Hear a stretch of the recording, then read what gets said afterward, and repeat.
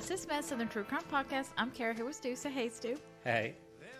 All right, so we're back with the second part of our Sheila Bellush murder, and it's a two-parter. Not everybody likes when we do those, but we do them on occasion. Who says they don't like them? People complain, like lots of people that, because we don't do like series of podcasts. We do one-off episodes of things. We usually condense it all into one episode. Well, you need to tell me who these people are and give me their email addresses. I'm pretty sure someone complained, but I don't know. Anyways. You think they're still listening? Probably not. Well, then screw them. All right, so we are back with part 2, and so we'll sum it up. It could have been 3 parts, to be honest with you. The last episode was very long. This episode's probably going to be long as well, so brace yourselves. But if you're new here, we're not classy people. We don't pretend to be. So well, she's not. If Stuart's not classy, and if you've been here a while, you can check out our Patreon. It's in the show notes. And right now we only have 1 tier, but we're looking to add additional content for other tiers. So if you like the podcast, you can go over there and support us. That'd be appreciated because we do all this work ourselves. And we have 2 needy children that keep wanting us to stay home, feed them and clothe them and all this stuff and give them emotional support. So, all right, I guess it is time to get into tonight's episode. Oh, also, you can do the Instagrams and the Facebook. We have both of those things. So, all right, let's get into the second part of Sheila Bellush. So just to recap, just real quickly where we left off, Sheila is divorcing Alan, and she's moved into an apartment complex that has a lot of other divorcees, and she had met her friend, and she ended up getting murdered. So that's where we've left off. We can't recap the whole thing, so you're gonna have to go back. If you missed the first part, you need to go back and listen to that. So during this time, Alan claimed that he wasn't making any money from EMS, which is the company that he was selling medical devices from, that he was getting from his dad out in Hawaii. And so he's not paying child support. However, Alan managed to keep up with his lifestyle. He had the same home that he lived in with Sheila, and he had a nice car. Sheila was still court ordered to allow Alan to see the girls, and he would spoil them and buy them toys and everything. So something's not adding up. You're telling me you can't afford child support, but you can still live in your nice house. You can still drive your nice car. You can buy things to win the girls over whenever they come and see you. What WTF, because he was court ordered to pay her child support at this point. Sheila does have concerns at this point of possibly losing the girls. They're getting older, and he's giving them gifts and stuff. I mean, they're young kids. He could drag them into court and then be like, who do you want to live with? Daddy, daddy. He buys us stuff, yeah. And the judge will take things into account. But, once they get a certain age, it's, they can start making what they say weighs more. And if he's just giving them, Sheila knows who the true person that Alan is. Like, he's the guy that hit the motorcyclist on purpose. He's the abusive guy. He's emotionally abusive, physically abusive. But the girls don't always see that. They just see, oh, Dad's nice to us whenever we see him, every other weekend, and he buys us stuff. And that can be really manipulative to young girls. So yeah, so she's afraid of all this. She's not getting her child support. Well, then somehow Alan manages to convince a judge that he needs his child support brought down to just $350 a month for 2 kids, and not even having to pay for their medical insurance. So she's even getting even less from him, even though she wasn't getting anything. He wasn't paying his child support anyways. Now the court said, now you even have to pay less. So it's just a shit show. She keeps getting the losing end of the stick. Like, I don't know. Yeah, I'm not even sure how that all worked out. Usually it gets ratcheted up, and you got to be in jail not to have to pay it. Yeah, well, basically, Alan is a grifter. He's a smooth-talking grifter. He uses various methods to defraud banks and get cash. Like we said, out in Hawaii, he has the different names that he uses. He's just a swindler, and he's just really, really good at it, is what it comes down to. Some people just manage to float by in life doing things like that, and he's one of them. He also somehow managed to get out of any prison time and paying any money back from all that financial business up in Oregon, too. Oregon? We're still on Oregon? Yes, we're still calling it Oregon. Just probably because it's probably driving somebody crazy out there, so I might as well just double down. Might as well. Yeah. So, anyways, somehow he managed to get out of any prison time for any of that he did, where he's like basically stealing the inventory with his brother from his radio stores and selling it off for money. He got out of that. So he finally did. Sheila did finally win a case, and he did actually have to go back and pay a bunch of back child support after he failed to even pay the $350. Now, in return, Alan sued for custody of the girls. He claimed that Sheila was exposing the girls to sexual predators. Now, Sheila had hired a babysitter who was mentally slow, as they said, and the babysitter had taught the girls about a sexual act and was convicted of indecency. So this was a bad call on Sheila's part. Well, but she didn't know. She just... I'm sure had she known the guy was a pervert or girl was a lady. Lady was a pervert, she wouldn't have. Yeah, for sure. Exposed her girls to him and stuff like that. Sheila was a working single mom at this point. I mean, and Alan's not helping out, so I guess she just found somebody. And should she have probably put more thought into it? Definitely. But they did turn in the lady for doing it, and she was convicted of this. So Alan's trying to use this against Sheila and say that she's basically just this like sexual deviant that's exposing their children to God knows what. And this fight would continue back and forth for years. All right, we're back. I don't know if you can hear a baby crying in the background, but these children are really interfering with our ability to podcast, Stuart. Yes, it's past their bedtime. It's way past their bedtime. They're bedtime. under our me time right now. Yes, they need to get it together. All right, so back to the case. Yes, Alan is doing everything he can through the court system to make Sheila's life just a living hell. All right, sorry, we had to pause again. Apparently, the baby is gassy. We fed him squash. Anyways, so he's had to join the podcast. He has now entered the room, and he's playing with his little piano. So if you hear some kicking, that's what it is. But don't worry, we turned off Purple Monkey in the Bubblegum Tree. If you're a parent, you've probably experienced Purple Monkey. The little mat with the Purple Monkey in the Bubblegum Tree. It'll just dig down into your brain. Yep, it is definitely an earworm. It'll stay with you. Yeah. Even when you're at work singing the... Yep, Purple Monkey in the Bubblegum Tree. And anyway, so if you hear some kicking, that's just him working some gas out. The baby, not Stu. Well, I might be too. Oh my God. The dog. What is happening in this house? The dog just tooted. It stinks. Oh my God. Okay, let's get back on track. Okay. We have problems in our house. Let's start talking about Alan. All right. Another gas bag. Yes. He's a shit bag, though. Yeah. Alan started trying to sell his EMS product again, and it was a viable product, so it's something that he can move. He did find some legitimate businessmen, and he convinced them to pick up the business. In exchange for having control of the product, Alan was given 50% of the new company that was started called RS Medical, and he got some of their stock. He was getting a $5,000 a month salary and 10% of the annual pre-tax profits. Why are you laughing? Because that said moth? No. Because he just hit his little toy. Oh, okay. Yes. Whenever I was typing that, I typed moth instead of month.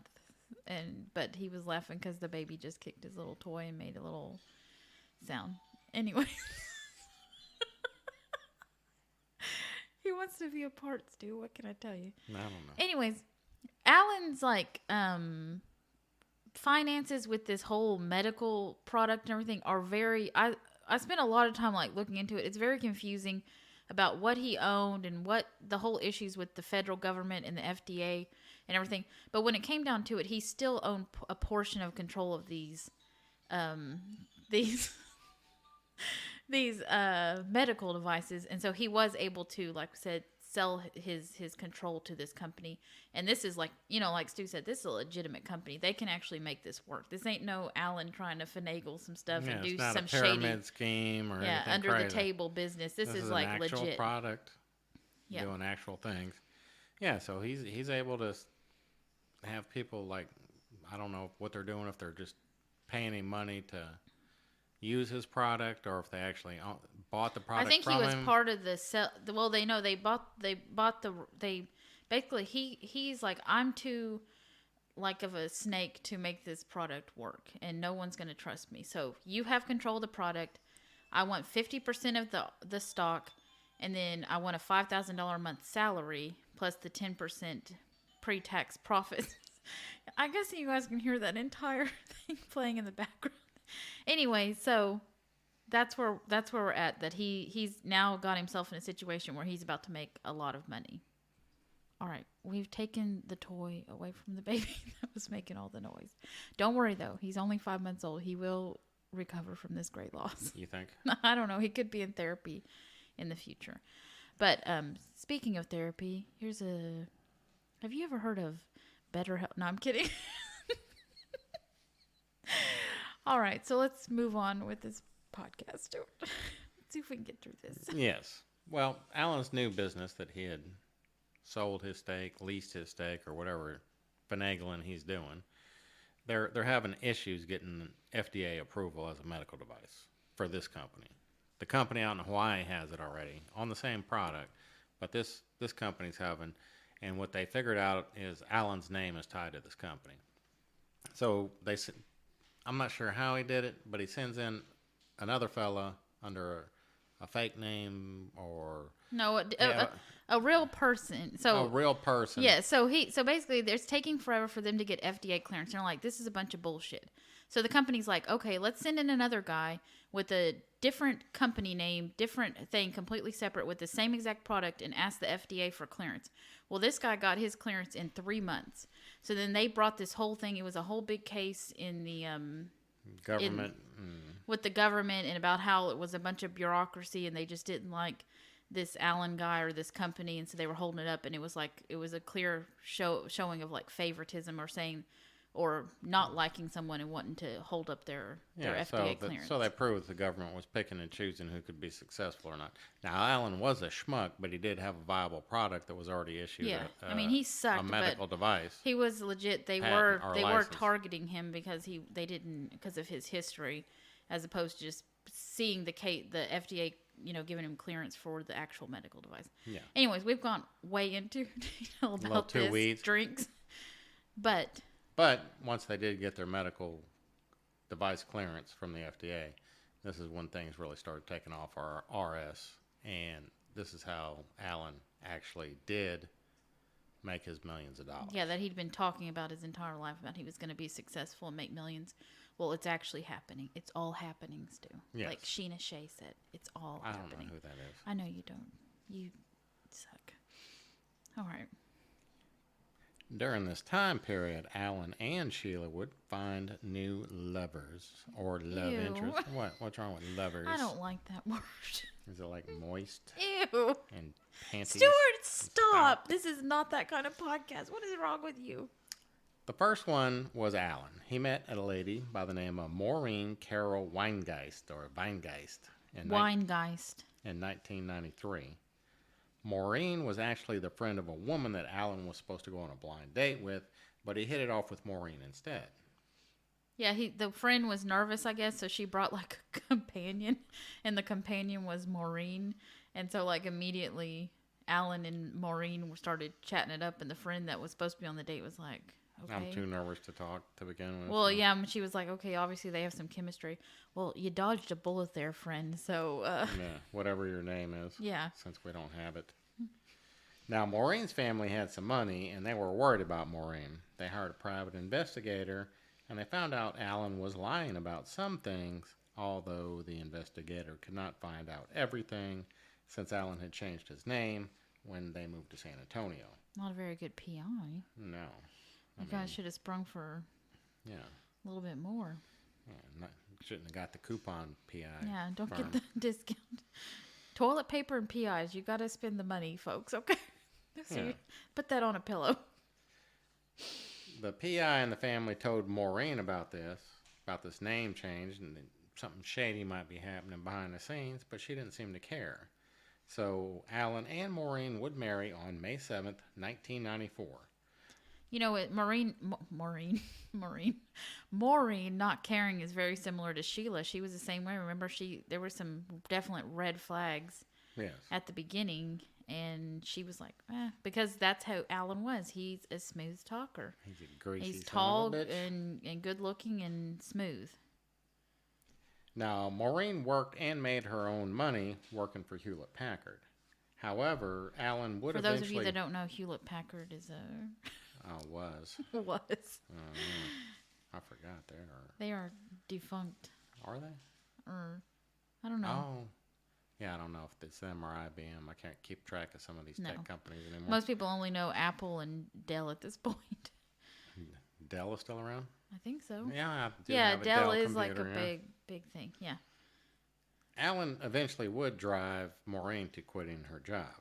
Maureen didn't seem to care about Alan's controlling ways, and she's like, hey, if I ain't got to work, I ain't got to work. What the hell?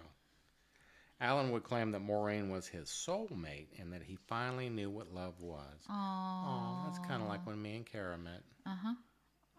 She thought I was her soulmate. Alan and Maureen Shut would up, have Stuart. 2 sons. Alan eventually sold off his stocks of RS Medical to spend more time with his family and play golf. Well, I think it was more about playing golf, but whatever. Probably. He said more time with his family and to play golf. Well, I would too, because he worked out a deal with the company and he was making $28,000 a month and he didn't even go to work. No, he just played golf. I mean, if I could swing that kind of deal, I mean, I'd be all about that. Yeah. So they did live a very nice life, and it didn't seem like anybody in the household was working. No, I mean, you're just hanging out with your wife every day with your kids. He probably was paying for a nanny even. I mean, actually, I know for a fact they were paying. So they had a nanny, the 2 kids, and the wife and him, and he paid for a nanny because he went and played golf all day. He wasn't home, though. He went and played golf. Yeah, so he didn't have to hang out with the wife or kids. And the baby says, stop your podcasting, and we'll be right back, everybody. This is a DIY operation, if you can't tell. All right, we're back again. Sorry, guys. If we may have to pause and try to record again tomorrow if he continues on. But anyways, okay. So we're on to, so Alan has met Maureen, and he seems to be living his best life and everything like that. Unfortunately, According to Alan, anyway. Yeah. He could be lying. He could He's hate her. making $28,000 a month and gets to do nothing. Well, he could not like the Maureen. I think he likes her, but he's got underlying issues, Stuart. Does he now? Yes. Well, Sheila, on the other hand, she would meet Jamie Bellush on a plane returning from Phoenix, Arizona. Jamie was a 34-year-old pharmaceutical salesman for Pfizer, and he had served in the Marine Corps, and he seemed like he could... Corps? Is that what I said? Corps? Yeah. The Marine Corps. You said Corps. Marine Corps, whatever, Stuart. The Marine Corps. Get it right, woman. Okay. Get out of my house. I didn't say corpse, at least. Anyways, he was a salesman for Pfizer. Serving in the Marine Corps, and Sheila liked him because he seemed like he could protect her. He was like this big, burly guy, ex-Marine, everything like that. Once a Marine, always a Marine. Okay. He's prior service. Anyways. Get it right. She just felt like he was, this big guy that could protect her, and he was dependable, and he was a good guy. And he was okay with her having children already. So she quickly fell in love with Jamie, and the rest is history. As they say. Now, the war between Sheila and Alan would continue in the court system. Now, this would go over child support, custody, tit for tat going on. Despite Alan's money, he would still not pay his child support regularly. Which is a bunch of bullshit. You're making $28,000 a month and you can't pay. Even if they told you... He needed a new set of golf clubs. Monogrammed. Golf balls. Even golf if bag. they said that you owe $5,000 a month, $23,000 a month is still plenty to live a nice life off of. Yes. Sheila would eventually win a judgment against Alan for $75,000 in back child support and attorney fees. So this is going to hurt. Now, this made Alan... That's only 3 months of his... Not even 3 months of his salary. Well, that means he's got to... That's greens fees. That's all kinds of stuff at the club that he's missing out on. Anyways, but... And it's a judgment that's actually going to go somewhere too. You know, like people get judgments all the time, and it's like people that. All right, guys, we had to pause on recording this episode. As you could tell, the baby was crying and everything, so he just wasn't having it. So we're back. No, we did not get rid of it. we make a lot of sacrifices for the podcast.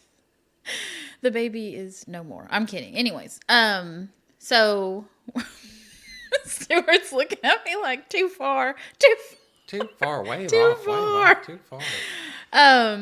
Especially since it's a true crime podcast. All right, so Alan, he has the $75,000 judgment and everything. Sheila, she's finally thinking she finally got a win and everything, and now she's hoping that she can just get this back child support, that Alan will move on with his life with Maureen and not hate her so much, not try to control her and stuff, and just let things be.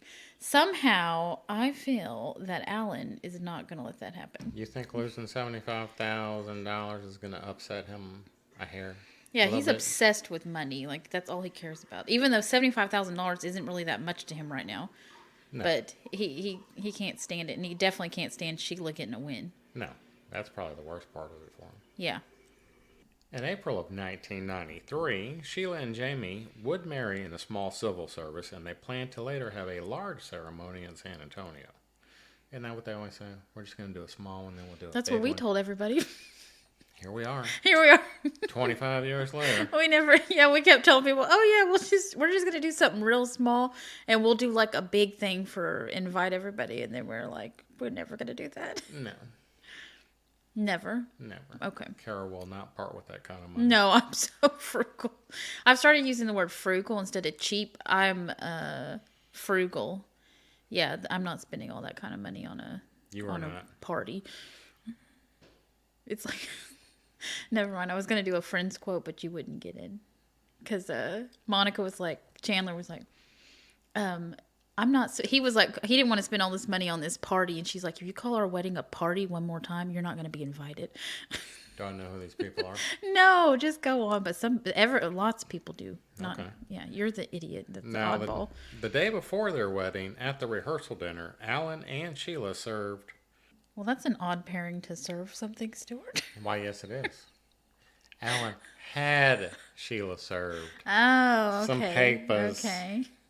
I was wondering, was it the fish, the chicken, and did they really make up and now they're serving people food at the reception? Well, no, Alan was serving up restraining orders, and I'm not sure how small this ceremony was if they're having a reception though.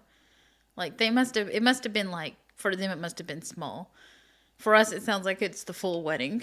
Yeah, we had a wedding, and then our reception was at the airport lounge, and it was just the two of us. Yep, as it should be. Now, Alan decided that he wanted more visitation with the children, and a restraining order on Sheila for some time, because I guess he didn't like the text messages she was sending. She was violent. She was harassing him. I mean, he feared for his life. I don't know what was going on with Alan, why he needed a restraining order, but evidently he did. Well, he just likes to throw things out there and see what sticks. Oh, you saying that he's just doing something to harass I will her. say we'll get further into it, but Sheila wasn't always the angel that a lot of things portrayed her as, especially the book that I read that is all about this. I'll just say that. You saying that maybe Alan got to her and she responded, or she was the instigator? No, I don't think she was the instigator. I'm just saying that. Anyways, go on. Okay, I shall.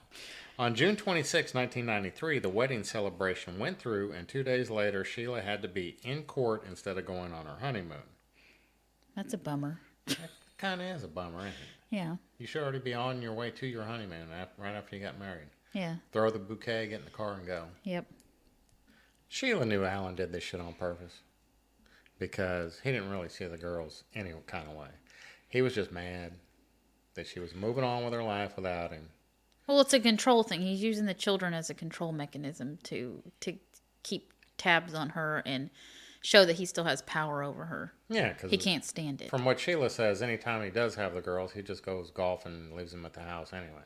He's never even around to he just do anything with them. Pops in, maybe takes them to dinner maybe buys him a present and then goes and plays golf. Takes a picture for the Facebooks and. Yeah, I don't think they had Facebook back then, Stu. All right, so in 1995, before there was Facebook, Sheila and Jamie began talking of having children of their own. Now, she had her tubes tied years ago, because she was like, I ain't having no more damn children with this freaking Alan guy. She had the 2, and she's like, I'm done. I can't even take the chance he knocks me up again.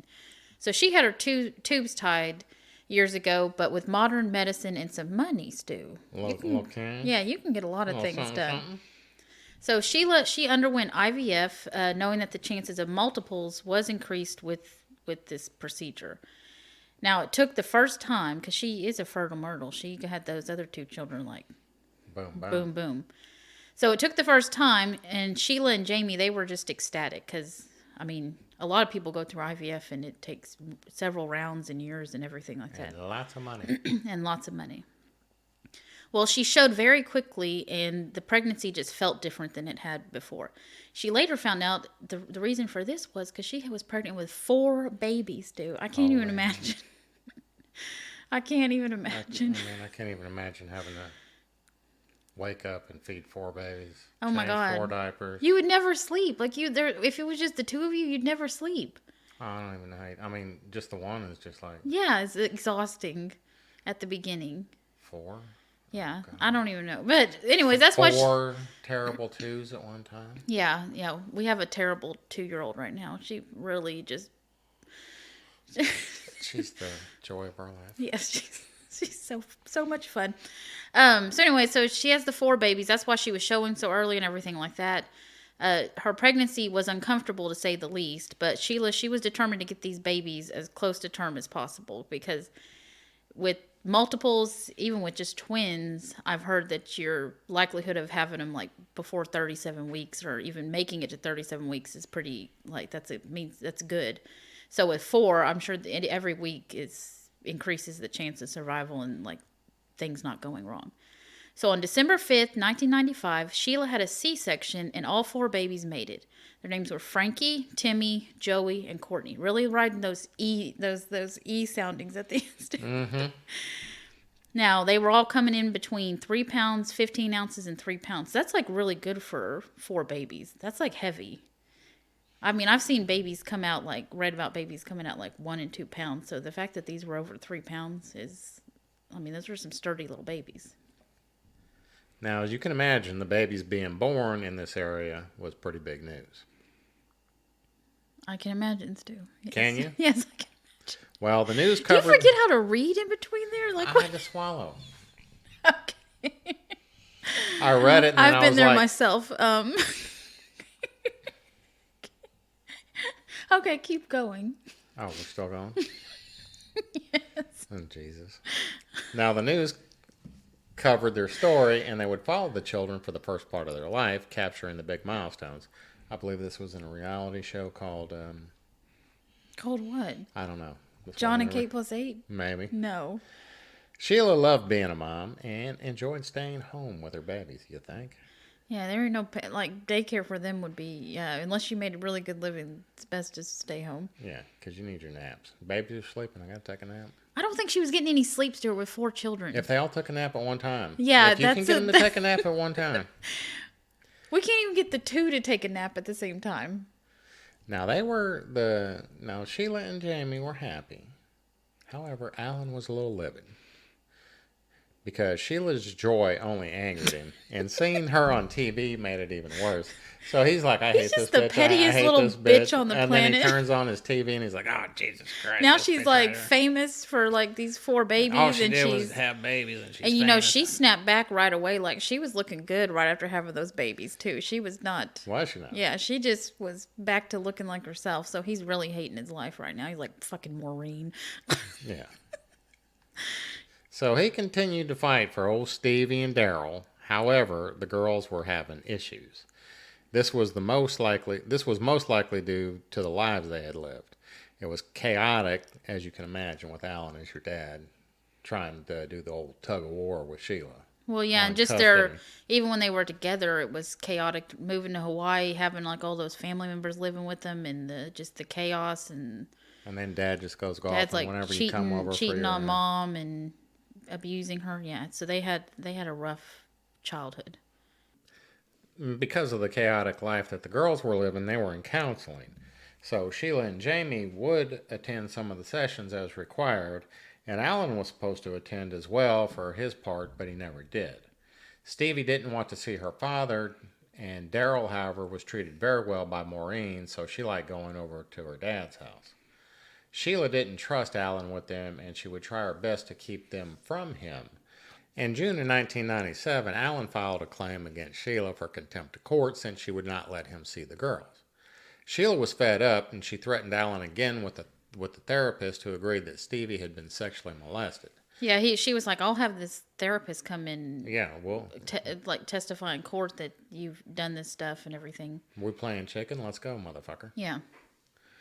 So Alan, afraid that Sheila was going to ruin his reputation, finally conceded. He told his lawyer in July of 1997 that he wanted to sign over all his parental rights to Sheila. On August 31st, 1997, police were called to the Bellush home by the next-door neighbors. 12-year-old Daryl had ran to the neighbor's house telling them her mom was beating her with a belt and she needed to escape. Police arrested Sheila on child abuse charges after they found they found 5 welts on her that were 2 inches in width, I would say. Yes, width. Yeah, and they were on her thigh.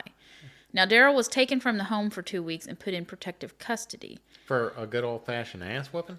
Stuart, I don't think that was a good old-fashioned ass whooping. Well, back in the 70s and 80s, that was just a good old-fashioned ass Well, but in the whooping. 90s, this is unacceptable. This is child abuse in the 90s. And it's child abuse now, too. You cannot do that to a child. Well, it didn't go from old-fashioned ass whooping to child abuse to back to old-fashioned ass whooping. Well, Sheila's in the child abuse thing, but she shouldn't be hitting her daughter where she has 5 2-inch welts on her thigh, like beating her thighs. That's Well, not sounds like even she spanked her 5 times with the belt. on her thigh. She was probably turning, trying to get away from the belt. Okay. Now, if you just stand still and let them hit your ass, Stuart. you can't squirm, because when you squirm, it makes it a lot worse. Okay, well, I wasn't spanked as a child. So you never caught an ass whipping? No, my brother does was so show. bad. My It brother was so shows. bad that he used to get those, and he was so bad that me and my other brother were like, "Oh my god, I don't want to do that." Yeah, well, it shows that you never got a spanking. I was young. I was the youngest and Until you the only met girl me. and spoiled. All right, so Stuart, shut up. Oh my god. Anyways, what is wrong with you? All right, so there's an investigation, and the case was eventually dropped by Child Protective Services. The caseworkers did determine that it was safe, a stable, and caring environment, and there was no evidence of an injury that amounts to child abuse. So I don't know. Maybe these weren't so bad. No, good old-fashioned ass whooping. Yeah, maybe they weren't so bad. I don't know. Anyways, but the whole point is that Stevie and Daryl had very different relationships with their mother and their father. Stevie was very much closer to her mom, and because she's the one that had experienced, she's the older one, she'd experienced the alleged child abuse. And Daryl, however, Sexual abuse. Yeah, none of that had happened to her. And Maureen was nice to her, and her dad spoiled her. So, and Daryl was also a little bit more, like wild, I would say. They had issues with her, like sneaking out and all that stuff. Yeah. And so over at her dad's house, she just does like. Because she left the Mermaid Kingdom to go hang out with Tom Hanks. Okay, yeah. That's Stuart's fun joke on Daryl Hannah and mermaids and what was that? Splash? Oh, it was called Splash. Okay. Fleetwood Mac All right, Splash. so I think we said in episode a 1. detective. Yes, we did. It was recorded such a long time ago. I don't. Almost like it was a year ago, in a different year. Maybe. All right, so a detective working the case, he actually protested the return of Daryl. He thought that she shouldn't go back to the house. However, CPS disagreed, and they're like, no, you can send the kid back. I mean, I don't know how great. CPS isn't that great, though. I mean, they make some mistakes. A few, yeah. Now, during this time, the Bellushes moved to Sarasota, Florida. All this is happening like just all at the same time, so it's chaotic. Jamie was offered a promotion at the pharmaceutical company, and they saw an opportunity to start fresh, and they took it. They're like, we can get out of Texas. She's got custody of the girls. She's finally free of Alan, and they can just move to another state and be done. Yeah. So they just drop what the hell they're doing in San Antonio. They tell very few people where they're going. Sheila was afraid of Alan, and she wanted to keep her new life as separate from his as possible. So they moved into a rental home at 3120 Mark Ridge Road, and it was a 3-bedroom, 2-bath home. It was only 1,300 square feet for a family of 8. So you can imagine. Yeah, the 2 teenagers were probably like, "Oh my god!" I mean, the toddlers don't care. They're like, "Whatever." They just. No, but you probably got 2 teenage girls sharing a 10 by 10 bedroom. Yeah. With a small, tiny closet. Yeah, and I think this house was like back in the 50s, and it seemed to be like, well, the way they described it, it was still decorated like it was in the 50s. Yes, it was. Why, I am so glad you would say that. Yes, because it was an older house, and it was not the 50s. It was, however, styled in some 60s. Oh, my bad. Pastel counters and stove with a, one of those avocado green refrigerators. That's probably still working to this day, unlike the refrigerators of now. No, I've already had to replace the motherboard in that one set of. Yeah, in your parents' house, they had that old. I mean, it wasn't one of these ones, but they had the refrigerator from like the 80s, and that thing was. Yeah, I don't even know why they got a new one. Yeah, they just wanted to upgrade the appliance, like the look or whatever. And then we had that one stainless steel that I was working on constantly ordering parts from our sponsor at. I kid. Now. No, seriously, if Samsung would like to sponsor us, we're open. Yeah. We're open to Samsung? Hell yeah. Samsung got deep pockets. I'm sure they'd be all right.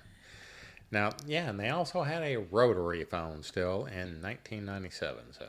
Yeah, basically, the people that own this house. They're renting it out, and the guy, I think, took over it, inherited from his mom or whatever, who had all this stuff in there. He's like, screw it. He's like, I'm just this is Florida. Like, nobody needs anything updated. This is Florida. Like, this will be totally passable. Yeah. So he just didn't change anything. It's like you just stepped into a time warp when you walk into this house. It ain't that far back. I used to live in a townhome, whatever you want to call it, with orange carpet.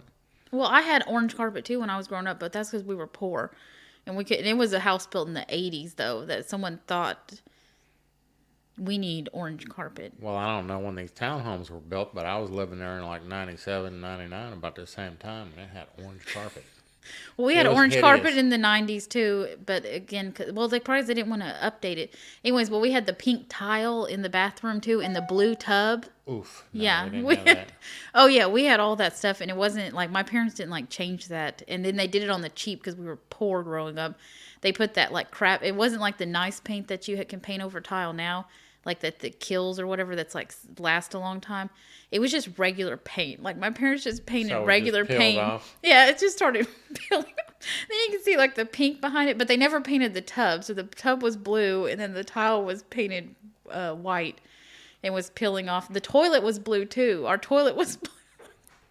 Anyways, I thought there was pink in there. So you had pink and blue tile. In the same bathroom. Yes. So they didn't make a blue bathroom and a pink bathroom. bathroom. No, they made a pink and blue bathroom with white walls. So the people we bought it from, anyways. That sounds hideous. It was hideous. I know. I saw it. It was hideous. I know. What am I telling you? He's acting like he didn't see it. Yes, he's seen it anyways. But. Some lady came in and bought that house after my mom passed away, gutted it, and flipped it and made a killing off of it because it was the bones were good. It was just the inwards. Okay, we're on my biography for my life, so let's. Yeah. So yes, the house came furnished. To get back to our original point. And this is what the Bellushes needed, because no matter the styling of the home, they needed some furniture because they had to move quick. They didn't have time to load their shit up, put it in a U-Haul, or have movers do it. So they got there. This house even had a nice pool in the backyard, and it wasn't too far from the beach. But it wasn't their forever home because they just needed to move fast. They were building a much larger home in the area.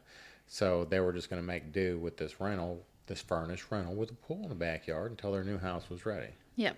They were just happy to get out of Texas away from Alan. Oh, and Alan stuff. seemed like a dream, a charming Anyway, fellow. so just like Stu, on Friday, November 7th, 1997, Stevie Bellush, she's 13 years old, and she's headed home to tell her mom some exciting news. I can just see her skipping home. With the ponytails or the pigtails. No. There was a boy in her class she liked, and she heard he was going to ask her out. So this is a big deal for a 13-year-old. Like, she's moved to this new school, and now she's already gotten like a guy she likes. Got some Things are toes on looking the good. line. Yep. Stevie enters the home around 4:20 p.m. and immediately hears her siblings crying. Now, this wasn't a normal situation for the home. Sheila, she never let the babies just cry. She would always tend to them. She's not like me, a monster, just lets them cry it out.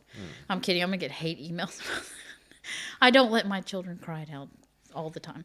Now, Stevie, she notices blood. Now, we got to stop laughing because we're about to get into some serious stuff, Stu. And this is where people start hating us.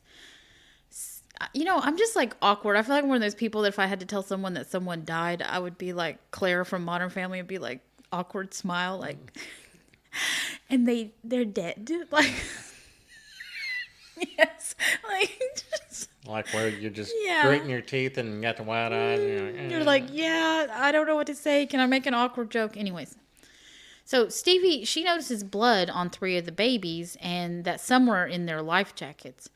Now, she used to put life jackets on the quads when she was changing diapers in case one escaped while she was preoccupied and fell in the pool because they had that pool in the background, which is really good. Yeah, that's like playing some 4D chess right now. Yeah, and this is back in like 1997. Like they weren't as careful with children back then, This was before like safe sleep, and all that stuff.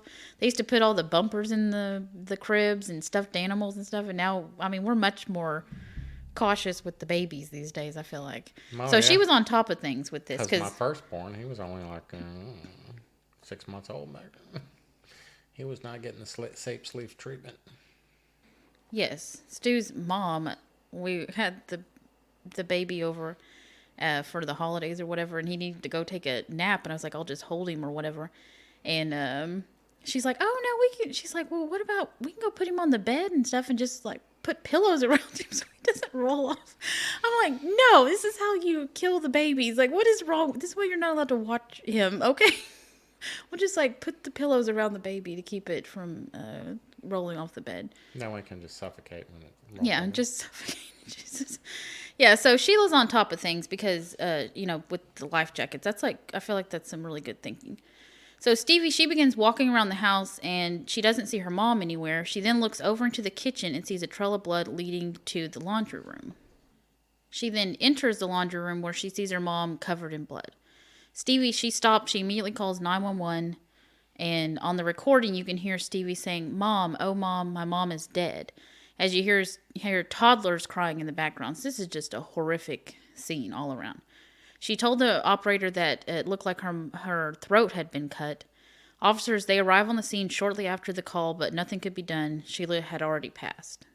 Detectives on the scene initially did not see any signs of forced entry.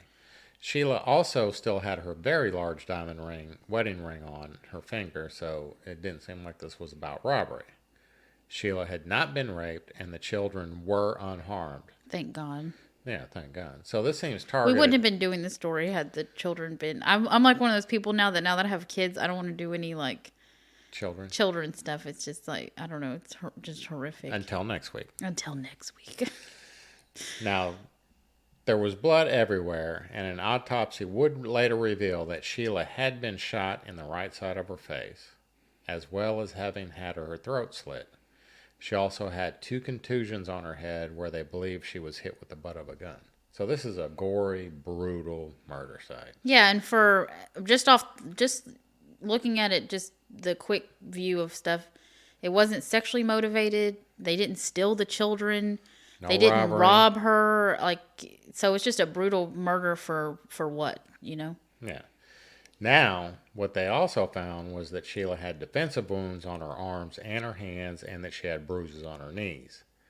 She did not die immediately because police did find that the phone was off the hook on the rotary phone, and that it looked like she had tried to dial the rotary. So These goddamn rotary phones. yeah, so it looked like she probably tried to turn the dial. So there's probably a blood smear going. If from the guy had just updated the phone, she might have made it. She might have been able to call 911 and they could touch tone.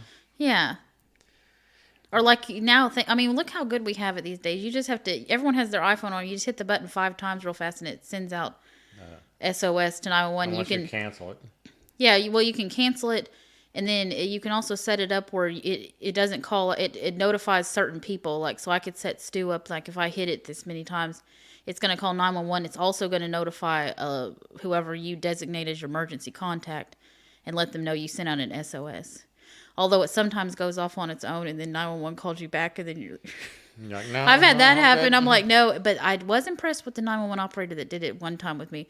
But I don't set this thing off on X. I don't know how it happens. Like, I didn't hit it 5 times or anything like that. It was in my purse or whatever. No, it was in my purse. But the 911 call operator called me and said, "Did you just call 911?" Because I hung it up real fast. I'm like, oh crap, hoping it didn't go through. And then she called me back again just to make sure I wasn't like under duress. Like Stu was holding me hostage and telling me to tell everybody it was okay. I am the last person that would hold you hostage. No, this is true. If this bitch wants to go, she can go. Jesus. Lord Jesus, take the wheel. Yep. And Kara out of here. Okay. You're an ass. All right. Yeah. Now, what the police found was that Sheila had fallen straight back from the rotary phone, I guess is what they're talking about. Yeah, so she's trying to call the thing, and she lost so much blood in like trying to do that, she just fell backwards. Now, when she fell backwards, her left leg got tucked under her body, so she just kind of stand there looking like the number 4, I guess. So, that is so inappropriate. What? The number 4? What's wrong with you? I don't know. Oh my God. Jesus. I'm just trying to paint a picture. Okay, well, the picture's been painted. You're a psychopath. Well, some people do say that. Based on the time of death, it was determined like a freaking Nightmare on Sesame Street over here. The number 4. Count them. All right. Okay. I'm disappointed, guys. I'm sure you are. I'm sure we'll get a letter. Based on the time of death, it was determined that the toddlers had been alone in the home with Sheila for about 6 hours. That's scary. I mean, anybody who's had small children, the fact that nothing happened to those kids, like in the 6 hours, just beyond the person who killed their mother, like something happened to them, is insane. I know. Are you right? Yeah. We accidentally left a gate open tonight, and the kid was playing with cat poop within 20 seconds of finding that open gate. Yes, she's just like beeline for it. All of a sudden, I was on the phone with AT&T. I hate AT&T anyways.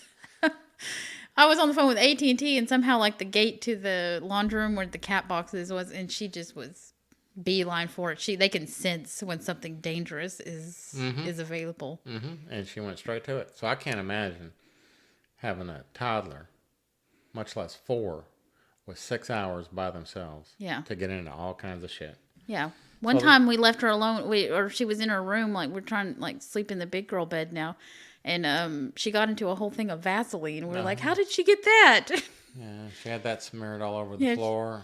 All over her hair. Mm-hmm. It was like took several days to get out. I promise you, we're not terrible parents. I mean, we're not the best, but we're not terrible. No, evidently, we forgot a couple things. Yep. It was absolutely... Okay, back to the story. Okay. I was going to say it's absolutely horrific. Not the Vaseline in the house, the murder scene. Yeah. Jamie and Stevie stood outside the home, distraught. News crews are capturing their every moment on video. Yeah, the news crews were there like immediately. I mean, there's video of Jamie trying to like comfort Stevie and everything.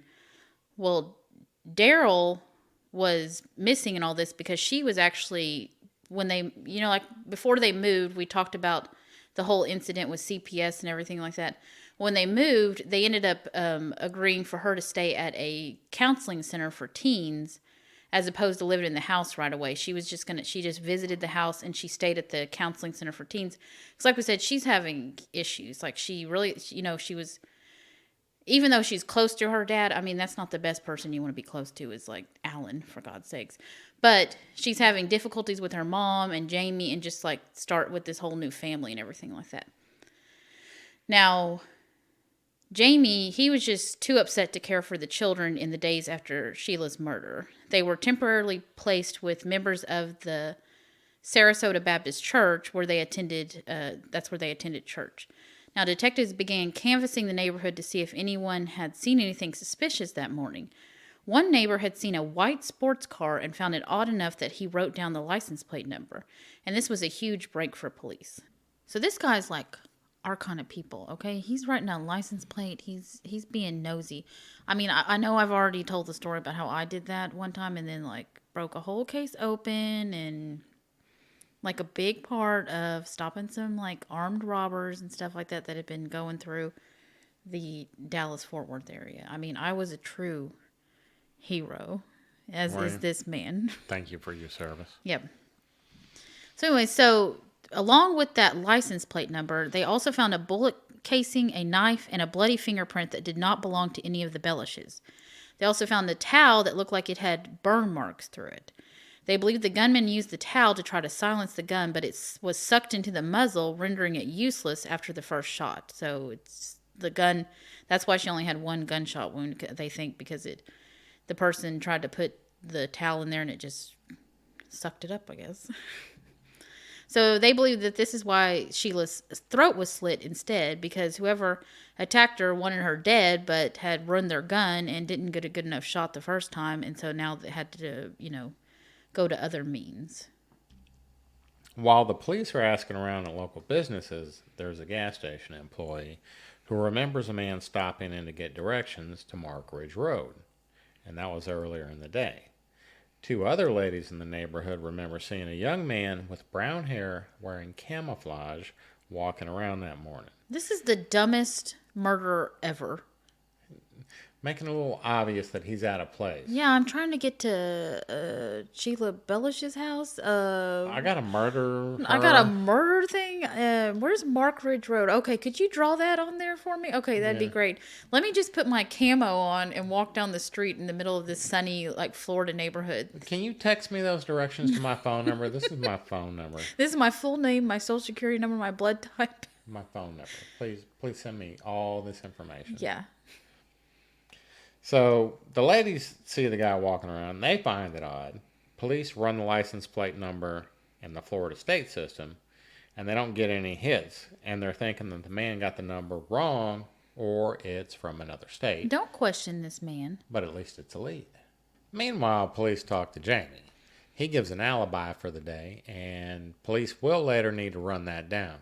Their first instincts from the popo is that Jamie did not have anything to do with it. Yeah, he was very, very upset about this, like just distraught. Which we've seen guilty people be distraught before, but I think it's police. You have that initial instinct with someone if they're being genuine or if they're trying to sell you a bill of goods. Yeah, I gotta sell this what you call it, this. I just Googled how to react to. I just Googled how to dispose of a 115-pound body that got up in Jersey. Yeah, that guy's an idiot. Oh my God! Like, how are these rich people? How are these rich people so stupid? Jesus, who Googles that? And then got him on camera at the home store buying shit. Did they ever find her body? I don't think they have. I don't think as of No, but it's quite obvious he murdered her. Like, no, it's just obvious that he may have disposed of her. We're not sure he killed her yet. Okay, yeah. Anyway, the Kaylee Anthony defense. Who's Kaylee Anthony? Casey Anthony. Oh. So the popos do ask Jamie for people that he think might want to hurt Sheila, and he names off Alan Blackthorne first. Who wouldn't? Then he mentions a pool guy that they used to have. When they first talk to Stevie says she thinks her father killed. No, she says emphatically, my father killed my mother. Yeah. Like, this is who did it. Yeah. So not the pool guy. Not the pool guy. Don't look any farther than my dad. Dude's a freaking psycho. Yeah. So police, they confirmed Jamie's alibi. He was 2 hours away with multiple witnesses. The pool guy also comes in. He gives a DNA sample and lets them take photos. He has no cuts or bruises on him or anything. He also has an alibi that they later confirm. Like, why are you going to throw the pool guy in here just because he's the pool guy? I think they said he was like maybe looking at Sheila or something. Like, in I guess. a creepy way? But then she would have been raped, I would assume. Like, he wouldn't have just came in and killed her, if he was looking at her like that. No. So now this just leaves Alan Blackthorne back in Texas. Now, while interviewing people around Sarasota and people who worked with Blackthorne, they found a woman named Kim Hall. Now, Kim, she worked in sales for the same company that Blackthorne worked for. They had met briefly on a business trip whenever Blackthorne had came down to the Sarasota area. Now, one day she recalls getting a phone call from Blackthorne asking her to track down his ex-wife. That she was abusive to the girls and he just needed to find her. Now, he asked her to go to the church where he knew she might go and to wait for Sheila and the quads to leave. Like, it's quite obvious Who Sheila would be. Who Sheila would be. Like, she's got 4 toddlers that, it's pretty obvious.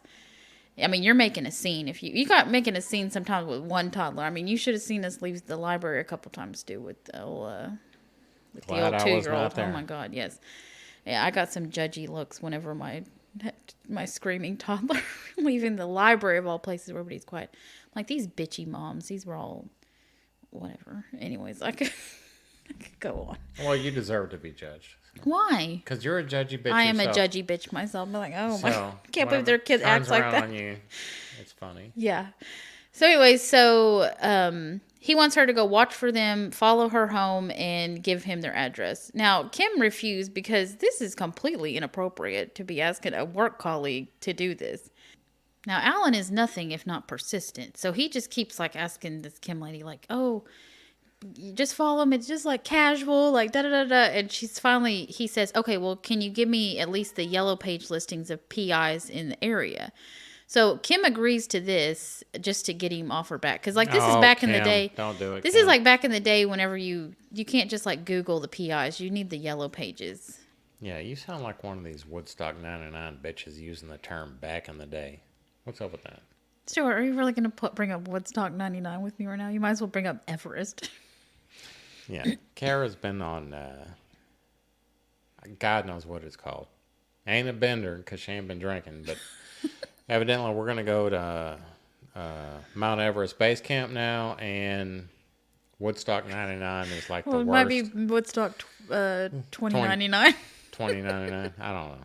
2069. Yeah, that's man. What they'll do. Yeah. No, I'm like, we watched that documentary Woodstock 99, and let me tell you what, if there were like the 7 like levels of hell for me, it would be Woodstock 99. All 7 levels. Yes, all 7 levels. It's my worst nightmare. It's like a horror movie watching that. Like, there's body fluid, there's people in your space, there's corn, it's all like devil music. I can't. It scares me. What? Yes. Devil music. Yeah. Chili peppers. All right, this is like a long. Yeah, they were fine. Anyways, we're way off there. So, anyways, Kim, she remembers this odd encounter when Sheila was found murdered. Like, she kind of just put Alan out of her mind or whatever. Although I would be like, I need to follow this guy and make sure he's not doing anything untoward. Yeah. So anyway, so she remembers this and lets authorities know.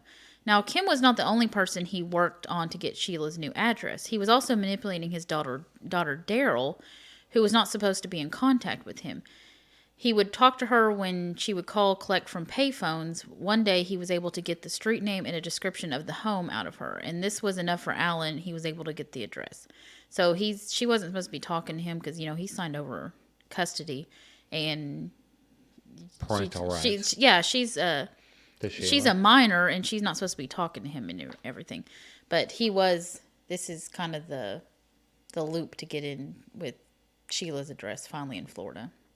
Now, the police were able to track down the license plate after running it in states associated with Sheila, and this included Texas.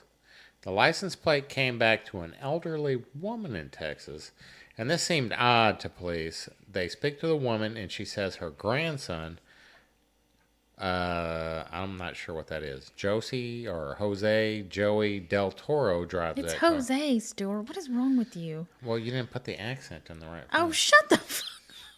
It just looks like Josie in those Hot Pussy Cats. Josie Grossi. Josie Grossi. Del Toro was a 21-year-old South Texas native. He graduated from Uvalde High School in 1995, and Del Toro spent his high school years playing football.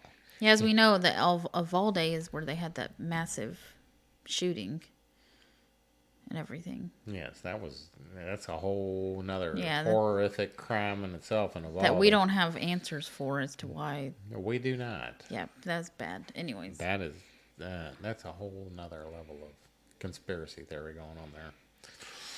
Or incompetence. Or incompetence. Or both. All right. So he went to Uvalde High School. He did. And he had nothing more than some petty shoplifting incidents on his record. So basically, police are asking themselves how he ended up in the Bellush's home in Florida. Police put it out in all PB, or all PB. Come on, all PB. Come on, Stu. Come on, Stu. Get it together. APB for Del Toro. I don't know. From Florida. You didn't know who Kaylee Anthony was a while ago, so I'm not really sure. I guess that's Casey Anthony's sister. That's the daughter that was murdered, you dumbass. Oh my God. You've lost all credibility with our listeners, Stuart. All credibility. Why would you do that to me? to expose you for who you are, Stuart. I'm a fraud? You're a fraud. I'm a fraud in the crime past. In the true crime community, you're a fraud. Wow. I try to avoid that case. I try to avoid all kid murder cases. Okay, but that one, you can't avoid that. There's no way to avoid it. All right, go on. Just keep going. I'm trying to go on. They put it out in APB for Del Toro from Florida to Texas. Now, they locate Del Toro's vehicle at his girlfriend's home in Austin, Texas, which I don't know if there's another Austin anywhere. Inside the vehicle, they found evidence of him being down in Sarasota, Florida. He had a piece of paper with the address of the Bellush's home, camouflage clothing with blood on it, and Sheila's blood in the vehicle, and a .45 caliber handgun. I mean, this guy's a moron. He definitely was not a professional criminal because this is like stuff you should get rid of on the drive home. Like you're driving, you're just throwing that shit long out ways. You're just throwing it wherever it lands at random gas stations. You're just getting rid of things. Yeah, you're in Florida. You got swamps out there. You just throw shit in the ditches out there. It'll never be found until for like 20, 30, 40 years. Now, with this information, detectives in Texas heightened their search for Del Toro. This leads them to Sammy Gonzalez. Now, you guys are going to have to keep up with this because this is a trail. Gonzalez was Del Toro's cousin. He was working as a golf caddy in Texas. You're starting to see the link. A link? Yeah. On the links? Yeah, good pun there, girlfriend. Gonzalez began opening up to police about where his cousin might be and why he was down in Florida. He admitted to cops that he dropped Del Toro off at a bus station and he was headed to Mexico. Del Toro was. He also, after a few interviews, admitted to knowing about a plan for Del Toro to go down to Florida and beat up Sheila to send her a message. Now, when he saw the news that Sheila had been murdered, he was actually very shocked that it had gone this far. I mean, this is like way past what they had talked about. With this information, the search for Del Toro continues in Texas, Florida, and Mexico. He was featured on America's Most Wanted. Now, after all this publicity and a massive manhunt, Del Toro was located in Monterrey, Mexico, just 2 weeks after the murder. Police now have the man in custody in a Mexican prison that killed Sheila, but the bigger question is, like, why did this high school student, like this, not high school student, but, this seemingly regular high school guy, just graduated a couple years ago, never really got into trouble. How do you end up murdering some woman in Florida in front of her toddlers? Like, this is absolutely insane. They had no reason to believe that Sheila and Del Toro knew each other or that he knew anyone in the Bellush family. But I bet his lawyer said they were having an illicit affair, and that's how he was in the house. No, they don't want to place him at all there, Stuart. That's what defense attorneys do. They're like, oh, yeah, they were having an affair. That's how okay, this well, went that's down. not what they ended up doing. Well, he's got terrible attorneys. Okay. Because you always blame the woman for why she got murdered. Okay. Somebody showed up out of nowhere to murder them. Now, so it would end up taking years to get Del Toro back to the States due to extradition laws and negotiating with Mexico. Yeah, because you can't pull nobody out of Mexico if you plan on killing them. Yeah, they Mexico got. will not extradite anybody if they're going to get death penalty. Yeah, and especially because I believe Del Toro's family was from Mexico, like they were immigrants in the U.S., so they're definitely not going to send someone from their that descended from their country back to get on the death penalty, because that's basically what they had to negotiate. Now, during this time, police continue to piece together this story and how all these, like, how does Del Toro and Sheila, how do they come to this gruesome meeting? I don't know. I'm just, every time you say Del Toro, all I can think is Del Taco, the Macho Combo. Oh, I thought you were thinking of Del Toro. Isn't that like a base or something? Well, that was El Toro. El Toro. I was stationed at El Toro, and we used to go to Del Okay, Taco. no one needs to know any more about our history. Macho Combo beef burrito. Okay, no one needs to know anything else about our history. It was like a 1.5 pound burrito. Okay, so now going back to Del Toro's cousin, Sammy Gonzalez. They found that the golf, like we said, was a big connection. They knew it wasn't just Del Toro going down to kill Sheila. Someone had hired him, obviously. No. They continued to interview Gonzalez. He finally opens up saying that his friend, Danny Roca, and he contacted him asking him if he would hurt a woman for $14,000. Gonzalez told Roca he wouldn't do something like that, but he knew someone who might, and that is where Del Toro comes into play. So Roca is contacting Sammy Gonzalez. Sammy Gonzalez is like, I'm not into that, but I know my cousin might be a sick psychopath, and he might do something like that. So I'll see what he says. Now, after all the money trickled down to Del Toro, he was only offered $4,000 to kill Sheila. Like, this is pathetic. So there's $14,000 to murder a woman. Well, that's what Gonzalez was offered, and he's like, well, I won't do it, but I'll call my cousin. A guy who will. So it looks like Gonzalez was set to make $10,000, and Del Toro made $4,000. I don't know how much Roca was offered by. Who do you think? Police contact Danny Roca, and he initially denies involvement, but as police start questioning him, that's when he brings up Alan Blackthorne. Now, see, Danny and Alan, they played golf together, and this was the connection authorities were looking for. So that's what I'm saying. I don't know how much Alan offered Danny Roca, but when it trickled all down, the guy that actually did the deed was $4,000 to kill Sheila, which is pretty pathetic. I mean, a pathetic fee, and also that he would do something like that. I mean, for that kind of money. I mean, he just, like, something's wrong with him. I mean, you shouldn't do it for any kind of money. I'm just saying. I mean, $1 million. I mean, I can see you got issues the mom's after you. If you don't pay your gambling debts, $1 million, go do this. But $4,000, that's like a tax return for some people. Yeah, it's less than a month's pay for some people. Yeah. While police were waiting for Del Toro to be extradited, prosecutors were able to work out a plea deal with Sammy Gonzalez. He pleaded guilty to conspiracy to commit murder in June of 1998, and he was sentenced to 19 years in prison, and he agreed to testify against Danny Roca. Next up was Roca. He opted to go on trial. Mistakes were made. Mistakes were made. Danny, you probably testified in your own defense too there, Danny. He was convicted of first-degree murder in January of 1999.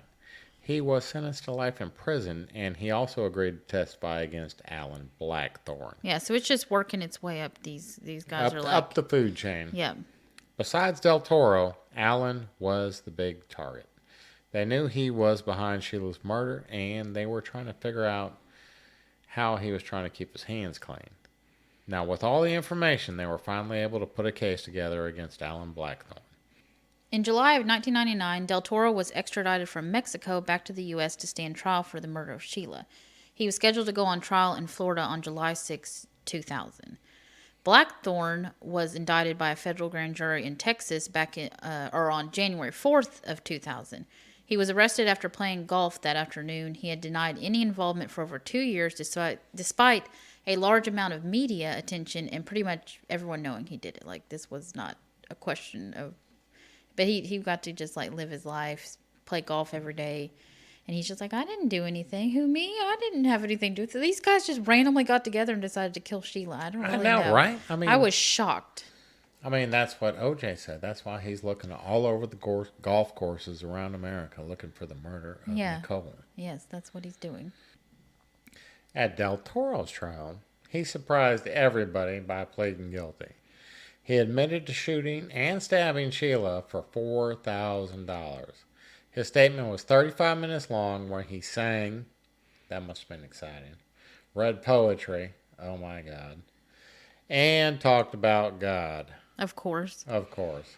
Like, please limit my sentence to time served and 6 months probation, dear God. Yeah. He apologized to the family and said that he just wanted to plead guilty and save his family from another trial. Save his family, not even their family. Del Toro, you're such a martyr. Del Toro was sentenced to 2 consecutive life sentences, which, in my opinion, should have been 2 trips to the gallows. Once before he was dead, once after he was dead. And this is the maximum penalty for the crime. The Bellushes wanted to get him the death penalty. Amen, brothers. But that was not on the table due to the extradition agreement they made with Mexico. Like we said, Mexico will not extradite anybody. So if you kill somebody and don't want to get the death penalty, flee to Mexico and they'll make sure you don't get the death penalty. Yeah, when they extradite, if you're a U.S. citizen, Mexican citizen, whatever citizen, if they extradite you, the deal on the table is that you cannot get the death penalty. Yep. Meanwhile, in Texas, Blackthorne was on trial and the jury had been in deliberations for a week. The day that Del Toro pleaded guilty, the jury came back with a guilty verdict in Blackthorne's trial as well. He was later sentenced to life in prison, which was a mandatory sentence. Jurors described Blackthorne as robotic and strange, and there was just no emotion in his eyes or facial expressions. He was just dead. They explained later that the reason it took so long to come down with the verdict was because they were not sure if he wanted her murdered or just wanted her roughed up. Like, that's, remember, because back in the thing with Sammy Gonzalez said, because he testified in the trial, or Danny Roca testified in this trial, and Sammy Gonzalez had thought that it was about roughing her up or something like that. So that was the question that was presented to the jury. Now, there was no question about whether or not Blackthorne was behind what happened to Sheila. But in the end, they decided his hatred and control he wanted over Sheila led him just want to kill her and take care of her.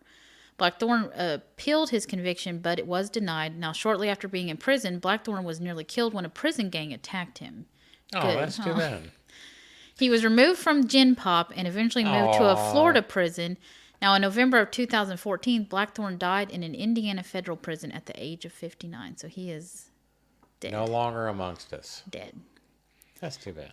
The Bellush family was just broken after Sheila's death. And Jamie blamed Daryl partially for Sheila's murder and would not take her with him when he decided to move back to New Jersey to be near his family. Like I said, like Daryl was kind of like on the outs with the family. Like Stevie melted with the Jamie coming in and the little toddlers and stuff like that. But Daryl, she was still drawn back to her dad and everything like that. Daddy's girl. Yeah. Sheila's family ended up taking Daryl in, and she seemed to excel with them. Like she just did really well. Jamie, Stevie, and the Quads, they moved to Jersey. However, the family struggled dealing with the responsibility of 4 toddlers, and Stevie ended up taking on a mothering role. So this was a lot of burden for a 13, 14-year-old to deal with, to basically be the mom to these children. But think she stepped up? She did step up. I mean, she stepped up. As far as we know, she stepped up. Yeah, I mean, but it's hard. It's a hard life or whatever. Well, it doesn't matter how she did. It didn't matter how well she did. She was a kid having to take on 4 toddlers. Well, that's what I'm saying. That's where our story ends. We don't know how well she did. But I will leave you with a quote from Alan Blackthorne, something he said to someone one time.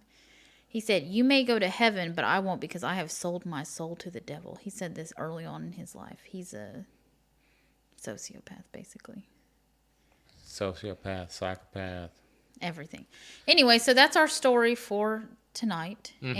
And we do have a Y'all Need Jesus. Kara, do you have a Y'all Need Jesus? I actually have the Y'all Need Jesus. When I was researching this case, I came across a prison blog by one Jose Joey Del Toro and his wife. Shut your mouth.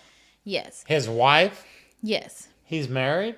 Yes. No. So anyway, so Shut up. yeah. So anyway, so I guess prisoners. So what he does is he emails his wife, and she posts his emails to this blog, and then I'm not going to get into the whole situation of how he met his wife, but she knew him in high school, and then she found out he was in prison, and they started chatting and everything. I'm not going to say anything too bad about his current wife, even though I have some strong opinions, because she is married to a hitman who killed a woman in front of her 4 toddlers. So that's For $4,000. for $4,000, which is basically 2 cartons of eggs and a sandwich from Schlotsky's in current times. So we're just going to leave the wife out of it so we don't get murdered. But I will say something about the people that need Jesus, besides the wife. But the people that need Jesus are the prison hags, as I call them, that write in on these blog posts and are like, oh my God, Joey, you're the greatest. We think you're the best. And we forgive you. And you're such a nice guy. Like, they're just sad, pathetic women So who are these writing in. women forgive him for killing somebody else's mother? Yes. Because they're in a position to forgive. Yes, and they're also just sad, sad women that are just. I mean, who would write into some freaking prisoner who killed a woman, and just talk about how great he is and how they just like big fans? They're just like sad. These There's women a whole that I know, groupie section full of these people, and they all need Jesus, too. These they're bitches everywhere. need Jesus. They're everywhere. There's guys that do it too, that write all these women prisons about for these women prisoners. I know, but I feel like I, as a woman, I feel embarrassed on behalf of these Who's as that the one womankind. girl? She had like a whole slew of guys. The one that murdered her boyfriend and Jodi Arias? Yeah. Oh, well, she was. Yeah. Well, because they were like, she could be fun in the bedroom, I feel like, even though she's crazy. She was a little nutso. Well, that's probably how she got in.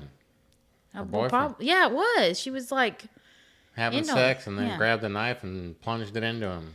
Anyway, so I'm not gonna give the website or whatever because I forgot it, and also I'm not gonna look it up because I'm not gonna put that much time into it.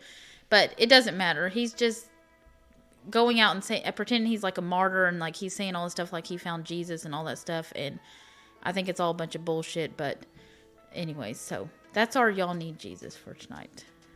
These prison hags, they need Jesus. And his wife, but we're not going to talk about her because we could be murdered if we talk bad about her. Could happen. It could happen. So, anyways, I think that's it, Stu. Do you have anything else you would like to add? I do not. All right. Well, like us on Facebook, follow us on Instagram, join the Patreon. You get the episode a little early. We're working on bonus content right now. And we appreciate everybody who's signed up already. And don't forget to rate and review. Helps us out with yes, the Apple yes, Podcast. yes. So we can make it up on the charts and get more listeners. So, all right. Well, I think that is it. So I guess we will see you next time. Bye, everyone. Say bye, Stu. Bye, Stu. Don't you know it's bad luck to be superstitious, but nothing else is working, and my head is really hurting, and I'm sick of all this work.